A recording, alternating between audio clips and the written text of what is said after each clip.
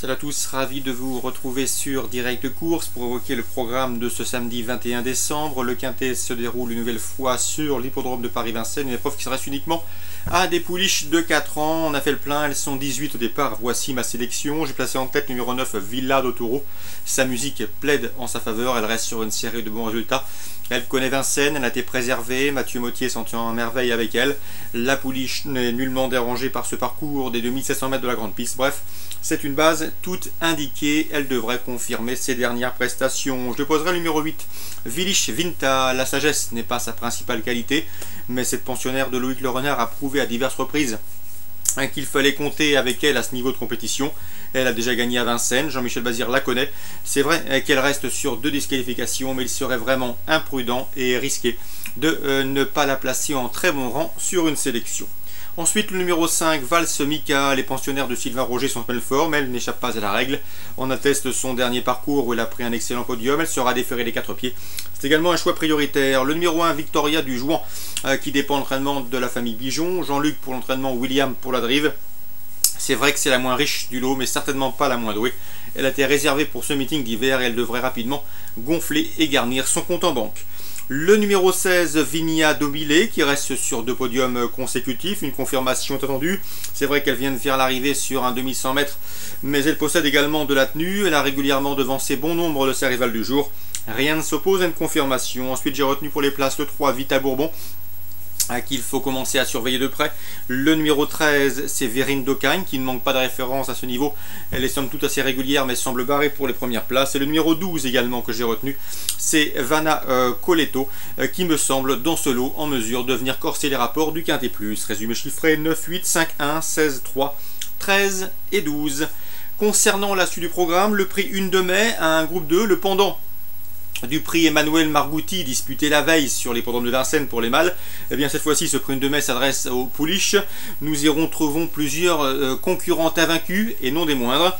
Le 304 Brindille de mai, Francan l'a toujours annoncé, c'est une pouliche de grande qualité. Il a rarement, entre guillemets, touché une pouliche de sa trempe dans ses box, et pourtant il a eu Vanica de Ruel ou encore Hakim du Cap-Vert. Bref, il a quelques références et quelques lignes pour comparer. 304 Marigny de mai, eh bien c'est tout simplement 3 courses, 3 victoires, tout aussi convaincantes les unes que les autres. Je pense qu'elle peut demeurer invaincue dans cette épreuve. En tout cas, elle a le potentiel pour briller au niveau groupe. Elle devrait en apporter la démonstration. Même topo pour le 310 Be My Girl. Elle, c'est 5 courses, 5 victoires, dont 2 obtenues au niveau groupe 3. Ce sera sans doute la favorite et c'est indiscutable. Elle devrait terminer premier ou deuxième. 304 310, 2 pouliches qui remettent leur invincibilité en jeu et qui devraient s'expliquer pour la victoire. Attention également au 305, Bassana Marlowe, certes disqualifié en débutant, mais qui depuis a aligné 3 victoires consécutives et la dernière en date obtenue dans un excellent chrono à Vincennes. C'est également une postulante au podium. Concernant le 306, Billy de Montfort, qui elle aussi est invaincue en 4 courses, 4 victoires. Cela dit, Sébastien Garato, son entraîneur, a toujours dit qu'elle avait de la qualité, certes, mais que ce n'était pas une championne. Dans ces conditions, elle sera retenue en léger retrait. 304, 310, 305 et 306, mes 4 préférés pour ce prix 1 de mai. Le groupe 2 réservé aux pouliches de 2 ans.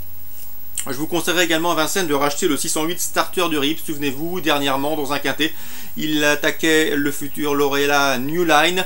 Lorsqu'il s'est montré fautif à l'entrée de la ligne droite, ce jour-là, il aura à coup sûr lutté pour la victoire.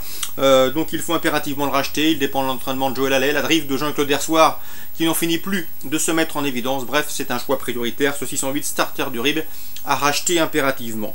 Concernant Pau en Réunion 2, 3 courses ciblées, les 3 premières, avec dans la première le 102 à Virco-Sourniac, je vous l'avais indiqué dernièrement. Le cheval a répondu présent, s'imposant plaisamment.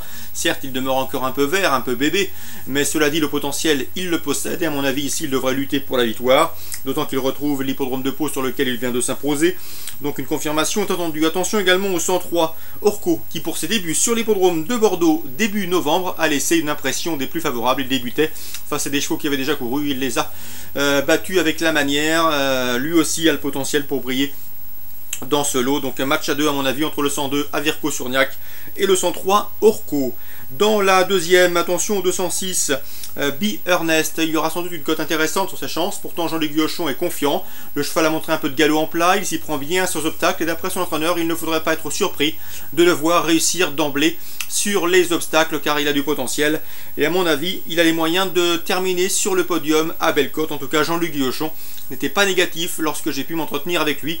Sachez également qu'il aura une partante à Pornichet en semi-nocturne le même jour et il s'agira de Tagabsa qui se plaît tout particulièrement sur le sable et celui de Pornichet et d'après lui elle devrait pouvoir lutter pour les premières places. En tout cas dans l'écurie on l'a réservé pour cette course, il faut le savoir. Tagabsa c'est pour la réunion de Pornichet dans une course à réclamer réservée à des 4 ans.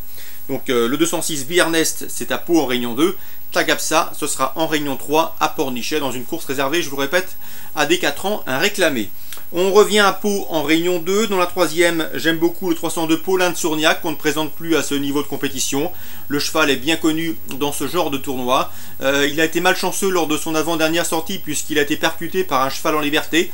Ce qui lui a coûté la victoire, il faut le racheter. Ici, l'opposition est dans ses cordes. Il devra à mon avis terminer premier ou deuxième. Il a terminé d'ailleurs premier de ses courses en 2011, deuxième l'an dernier, battu par Feu Croisé, le 301 qu'il retrouve ici. Donc on prend les mêmes et on recommence. Le jumelé affiché l'an dernier pourrait une nouvelle fois l'être de nouveau cette année. Donc le 302 Paulin de Sourniac, le 301 Feu Croisé. Le match attendu entre le tenant du titre et son dauphin l'an dernier dans cette troisième course du programme à Pau en réunion 2. Course ciblée 102, 103, 206 pour une cote et 302, 301. Très bon jeu à tous, bon début de week-end et à demain.